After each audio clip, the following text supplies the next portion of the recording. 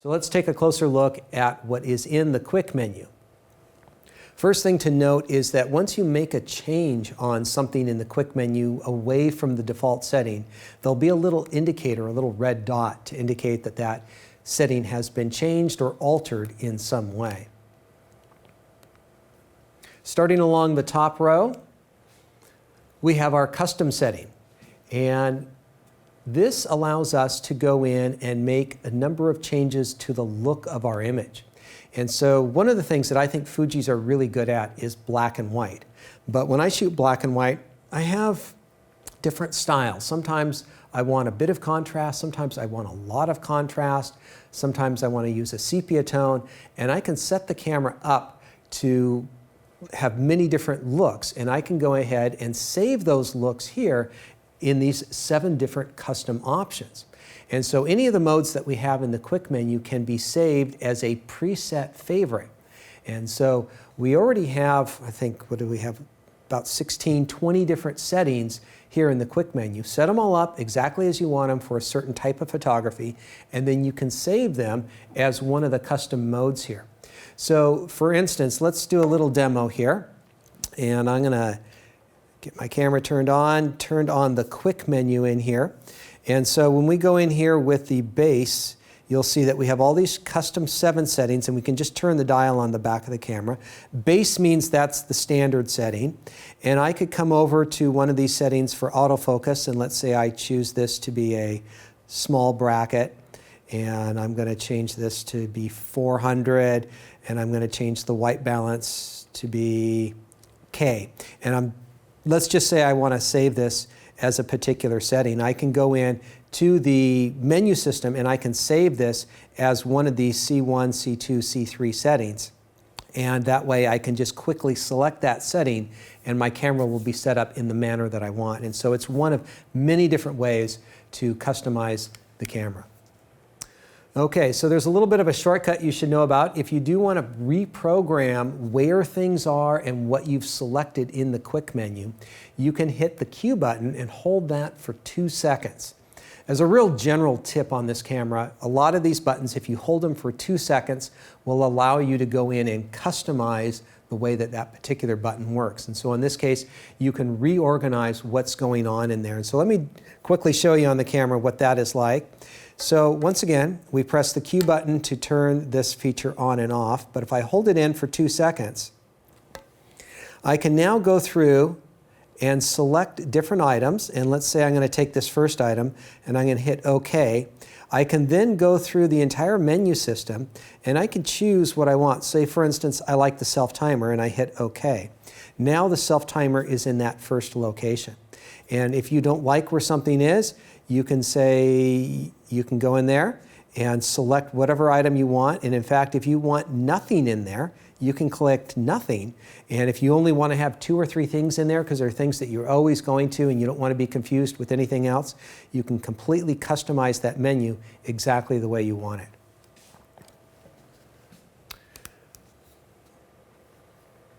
All right, next up is our AF mode. This is a really important feature that allows you to change the size of the focusing area that you're going to be using when autofocusing.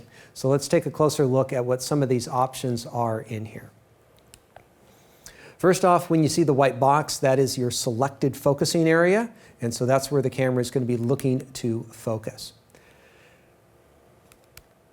If it's red, there's a problem. If it's green, that means the focus has been achieved. The camera is using an intelligent hybrid autofocus system, so it's using contrast detection and phase detection, and it has a wider area than on any previous Fuji camera. So it is easily the best camera that they've ever had. We're covering pretty much the entire scene in 425 points in 17 rows and 25 columns. So one of the problems is that 425 points, well, we've been getting more and more points on cameras as they've progressed, And it's gotten so many now that it takes a long time to select a certain point because there's so many different points. So one of the options that the camera has is to reduce it down to 117 points, which is still a lot and gives you focus points just about everywhere you want. And so a lot of people have reduced this down to 117 points because it makes navigating and placing your focus point just a little bit quicker and easier. If you do need the fine tune, you can switch it back over to 425. One of the options is choosing a single point in which to focus. And this is nice when you want to be very precise about your focusing. It's also good when you want to move it around the frame a little bit. And so you can use that focus stick to move it around the frame if necessary. And so you would use the focus stick to move it around. You could also use the selector on the back of the camera, up, down, and left and right to move it as necessary. If you want to activate the focusing point to make changes, you can press in on the button, and we're going to see how to do this in just a moment. There are 6 different size boxes that you can change with the dial on the back of the camera. And so let me show you real quickly on the back of the camera what that looks like. And so I'm going to make this a little bit darker exposure so that we can see what's going on in the viewfinder a little bit more easily. And so by pressing in on the button, we can activate it. Now we can move it around anytime we want with the focus stick. But if we press in on the button, we can turn the back dial and change the size anywhere through these 6 sizes. And then we can move it around wherever we want. If we press in on the middle, it goes back to the center of the frame. Press on the shutter release, it gets out of the programming mode and it's set in its particular size. And so it's very easy to work with, and the little joystick on the back has made that a lot easier to work with. And then once again, to reprogram it, you press in, dial the size you want, press down on the shutter release to reset it.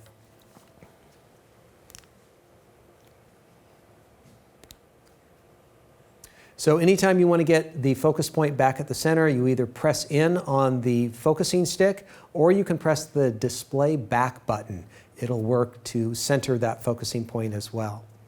Another option is zone. We have 3 different zones, 3x3, 5x5, and 7x7, and we can move this zone around the frame if we want as well. Then we have a wide tracking area which looks over all the focusing points, and we'll just choose whatever happens to be closest to the frame.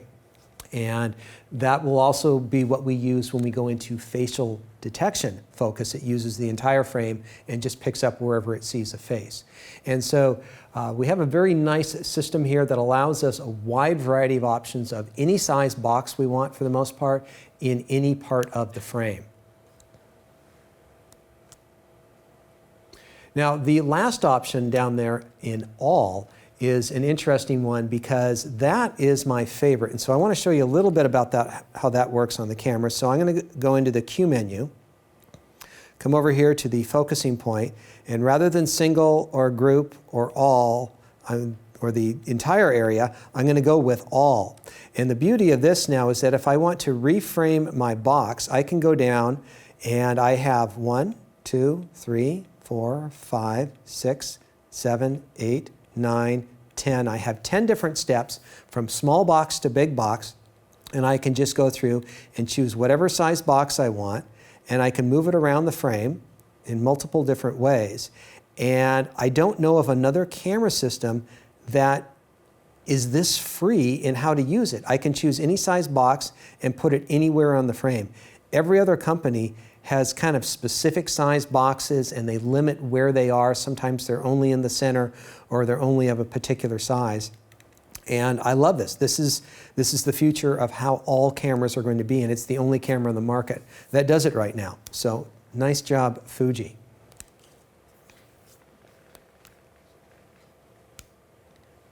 All right, our next item is dynamic range. And so this allows the camera to kind of tweak with the contrast range, at least on JPEG images. And so what happens is normally you'd have this camera set at DR100, normal 100%, but let me go in and show you some examples of setting this up at higher settings. So what happens as you set it up at a higher setting of 200%, what it does is it typically holds the highlights from going too bright. And what it's doing is it's actually underexposing and then it's brightening as necessary, but making sure not to overexpose the highlights. And so you can set this to DR200 and then DR400. And you can see on the histogram that I've thrown in there how it's protecting the highlights and making them a little bit darker. And so if you do shoot JPEGs, and once again, this only works with JPEG and it does not work with raw images. If you have a situation where highlights tend to be a problem when they get blown out, which it is a problem when highlights get blown out on JPEGs, this is a way of protecting those highlights so that they don't get too far to the right on the histogram.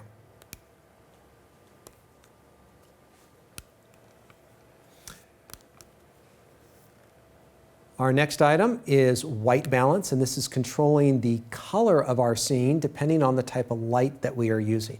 We'll have many different options here because there are many different options in the color of light source that we might be photographing under. So this is the Kelvin scale. Daylight is around 5,000 degrees Kelvin, and we have different lighting scenarios, different artificial lights at very different places along the scale. If you want to get correct, true color with incandescent light, you should set white balance to incandescent, and so, which is around 3,000 degrees. There's many different types of fluorescent lights. There's lots of different options for that. We have a Kelvin setting, which allows you to set a specific Kelvin temperature, which could be good if you're trying to match with another camera. We have 3 different custom settings where you can choose a white source, and the camera will calibrate the light to that white source. And then finally, we have an auto white balance, where the camera will choose white balance for you. And the camera does a pretty good job in white balance. If you shoot RAW, you can always, of course, adjust white balance later on, but if you shoot JPEGs, you want to be a little bit more exact about getting it right on. But the white balance on this camera, in my opinion, has been quite good, and it's a good place to leave it as a default starting place and then making an adjustment as necessary from there.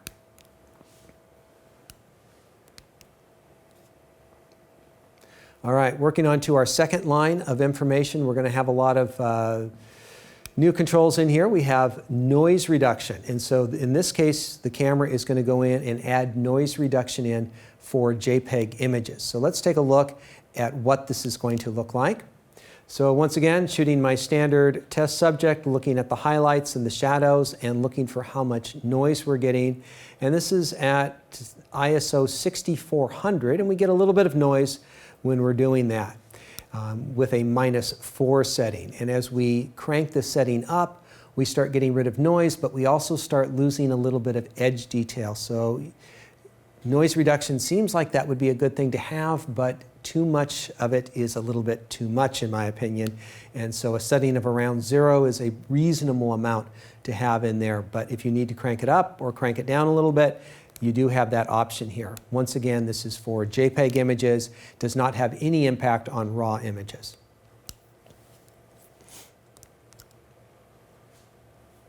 Next up is the image size. Once again, for JPEG images, we can record a couple of different options. We have small, medium, and large JPEGs, and then we have different aspect ratios. So let's take a look at what some of this is.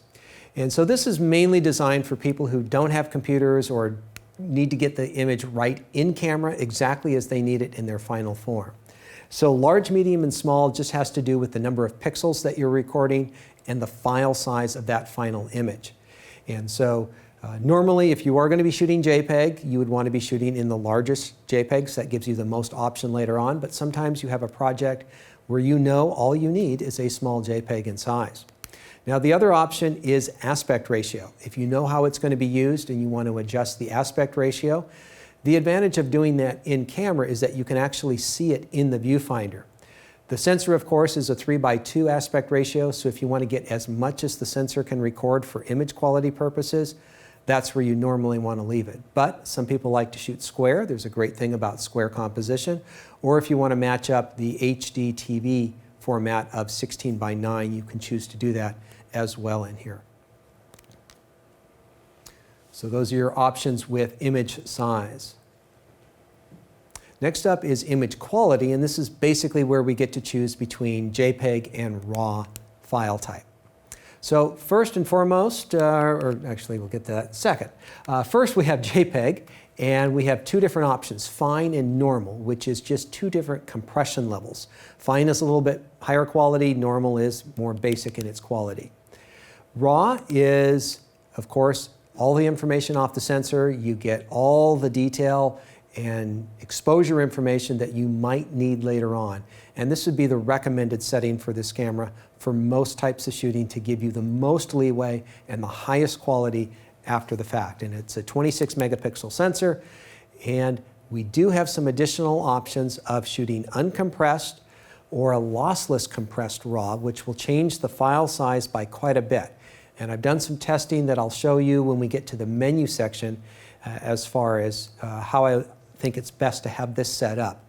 But RAW setting will give you the most exposure, most latitude to work with images later on. We can also record RAW with JPEG. And so if you want a JPEG image along with the RAW, you can do that either with a fine JPEG or a normal JPEG. Of course, those are different compression levels, and you'll end up with two duplicate files that are nearly identical in content, but different in file size and structure. And so that might be good if you have a short-term project where you want the RAWs, but somebody else might need JPEGs right away for uploading to the web or something like that.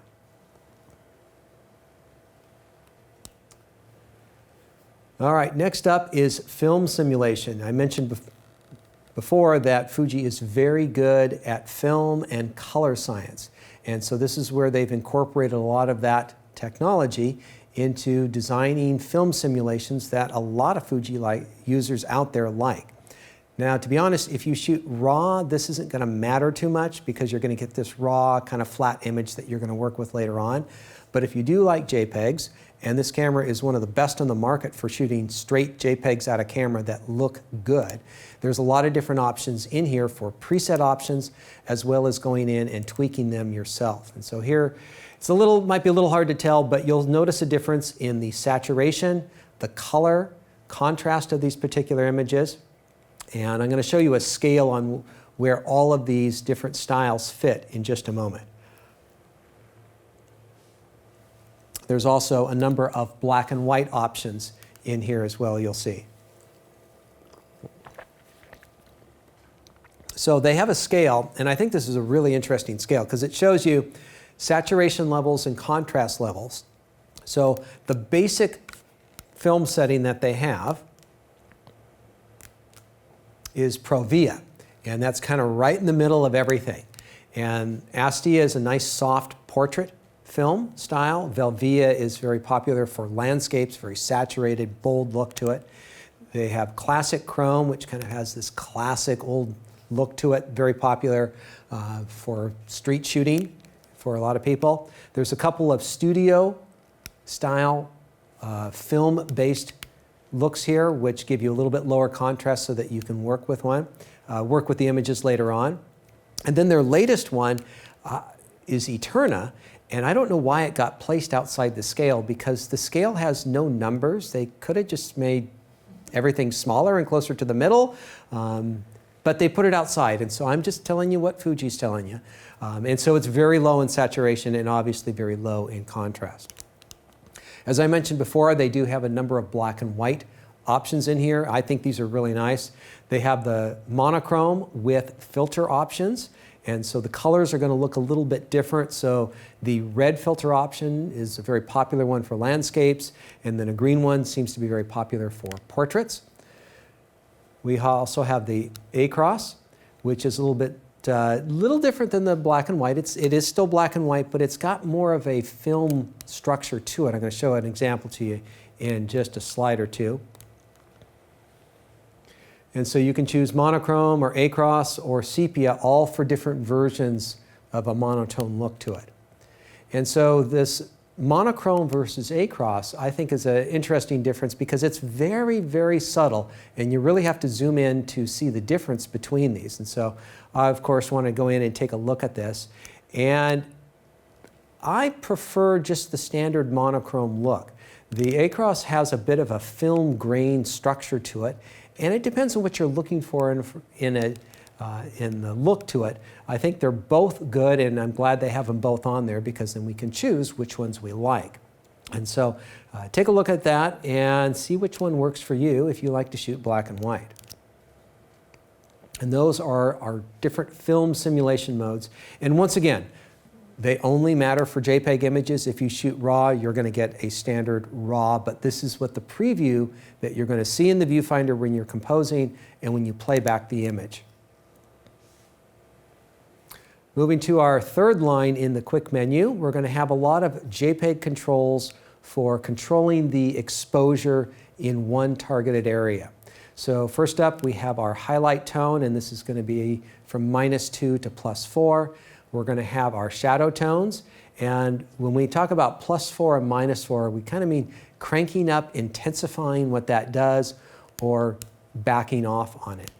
So here's an example of what this would look like. And so if we leave it at 0 and we go down to -2 with decreasing the highlights, you'll notice the highlights are changing in their brightness levels. Do you want to make the highlights more intense and even brighter?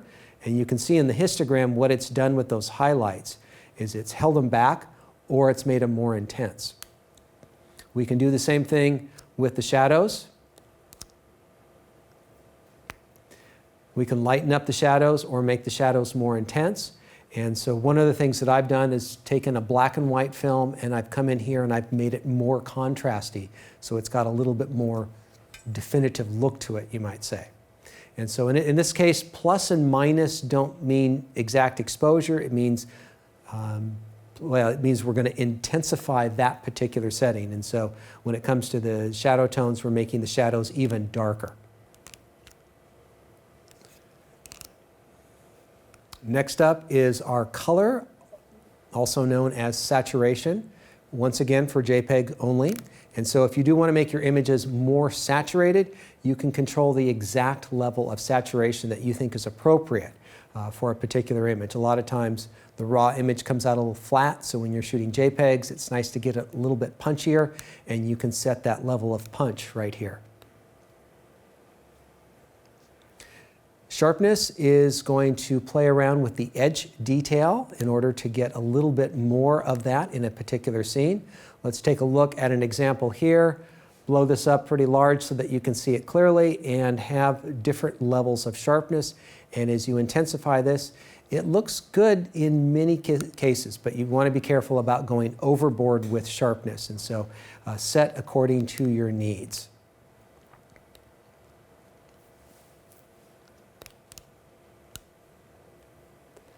All right, final line on the quick menu. One of the things that still perturbs me a little bit about this camera is the self-timer is something that turns off automatically when you turn the camera off and doesn't stay kind of positioned on. And it's just because I use the 2-second self-timer when doing landscape shots. I turn the camera off to save battery power, turn it back on, and then I have to turn the self-timer back on again. So just be forewarned that it does turn off on a regular basis. We have our 2-second and our 10-second self-timer, obviously normally kept in the off position, but pretty easy to switch there. Next up is our face and eye detection, and first option is to leave it turned off. You can do the face on, where it's just looking for faces, not particularly looking for eyes, and you can do a right eye or left eye if you want. And so if you want to focus on a particular eye, you can do that as well.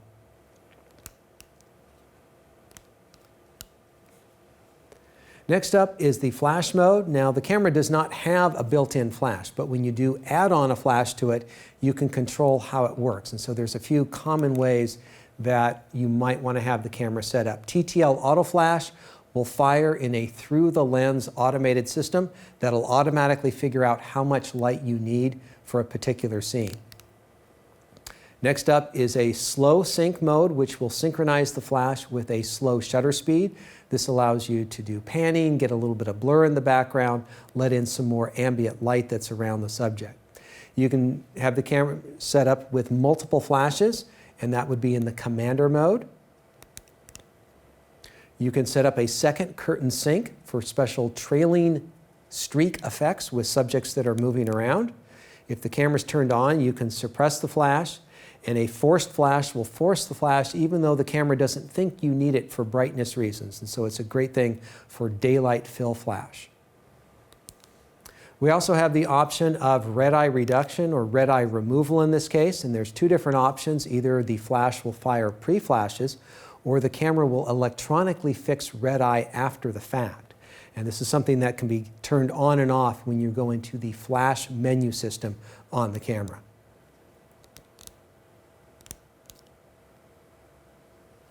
One thing last to note about the flash is that the top flash speed is 1/250th of a second. And if you ever forget, you can just look down at the shutter speed dial, and the 250 on the shutter speed dial has an X by it to indicate that that is the top flash sync speed on the camera. Final item in here is the LCD brightness. If you want to adjust the brightness on the back of the camera to make it easier to see whether you're in very low light conditions or very bright light conditions, you can do so by going up and down on the LCD brightness scale.